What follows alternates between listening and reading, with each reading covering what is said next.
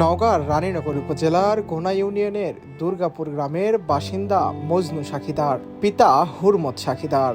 আজ প্রায় ১.৫ মাস থেকে ২ মাস ধরে তিনি নিখোঁজ রয়েছেন। মানসিক ভারসাম্যহীন হওয়ায় পরিবারের সদস্যরা আশঙ্কায় দিন কাটাচ্ছেন। একজন বাবা, একজন স্বামী, একজন সন্তানের অভিভাবক হঠাৎ করেই যেন হারিয়ে গেলেন পরিবারের কাছ থেকে। এরপর থেকেই তাকে খুঁজে পেতে বিভিন্ন এলাকায় ছুটে বেড়াচ্ছেন তার ছেলে মেয়ে এবং স্বজনরা। ক্যামেরার সামনে চোখের পানি ধরে রাখতে পারছেন না তার মা।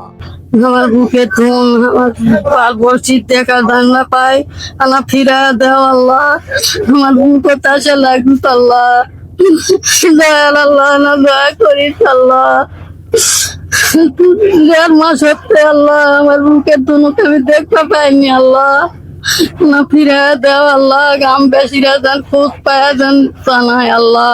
সন্তানের জন্য একজন মায়ের অপেক্ষা যেন শেষই হচ্ছে না। প্রতিটি দিন, প্রতিটি রাত কাটছে উদ্বেগ আর কান্নায়।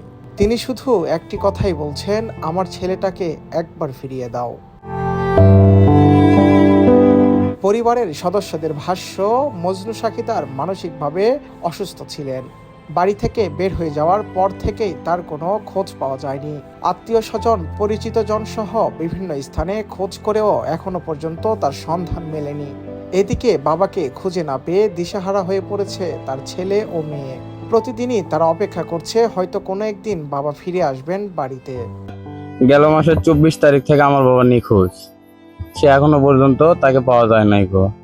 আপনারা যে যেখান থেকে দেখতেছেন দেখবেন, দয়া করে আপনারা আমার বাবাকে যদি কোনোভাবে যদি দেখতে পান অথবা কোনোভাবে যদি বুঝতে পারেন, অবশ্যই এখানে যোগাযোগ করবেন। যদি কোনো সহৃদয় ব্যক্তি মজনু সাক্ষীদারের সন্ধান পেয়ে থাকেন অথবা তার সম্পর্কে কোনো তথ্য জানেন, তাহলে অনুগ্রহ করে ভিডিওতে অথবা ভিডিওর কমেন্টে দেওয়া মোবাইল নম্বরে যোগাযোগ করার জন্য বিশেষভাবে অনুরোধ জানিয়েছে তার পরিবার। একজন সন্তানের কাছে বাবা, একজন মায়ের কাছে সন্তান কখনোই হারিয়ে যাওয়ার মতো কেউই নয়। তাই আসুন মানবিকতার হাত বাড়িয়ে দিই। একটি তথ্য, একটি ফোন কল হয়তো ফিরিয়ে দিতে পারে একটি পরিবারের হাসি, শেষ করতে পারে দীর্ঘদিনের কান্না আর অপেক্ষার প্রহর। আসসালামু আলাইকুম রহমতুল্লাহ।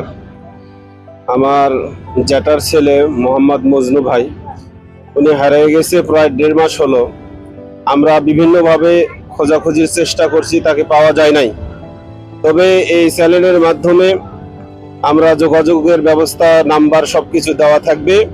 যদি আপনারা তার খোঁজ পান, চ্যানেলে অথবা যোগাযোগ নাম্বারে সবাই যোগাযোগ করে আমাদের কাছে হস্তক্ষেপ করবেন। ইনশাল্লাহ তার জন্য পুরস্কারে পুরস্কৃত করা হবে। আসসালামু আলাইকুম রহমতুল্লাহ।